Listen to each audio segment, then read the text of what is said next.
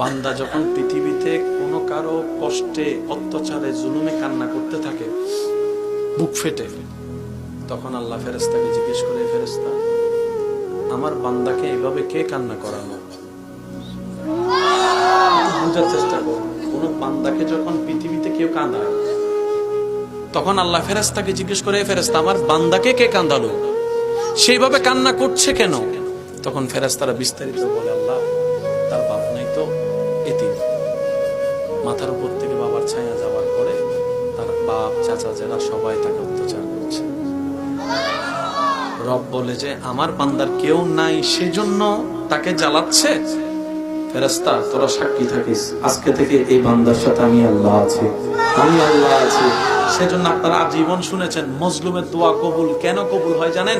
মজলুমকে যখন পৃথিবীর জালেমরা জুলুম করে অন্তর ভেঙে দেয়, তার আশেপাশে কেউ থাকে না, রব বলে যে বান্দা আমি আছি তোর সাথে, আমি আছি তোর সাথে, আমি আছি তোর সাথে। তোর ডাক বাবা শুনবে না, ভাই শুনবে না, তোর পক্ষে কেউ কথা বলবে না, আমি আল্লাহ কথা বলবো, আমি আল্লাহ কথা বলবো, আমি আল্লাহ কথা বলবো। এদিকে বান্দার চোখের পানি পড়ে মজলুমের অন্তর থেকে আবের হয়, সেটা আল্লাহর দরবারে পৌঁছে যায়, দোয়া কবুল হয়ে যায়।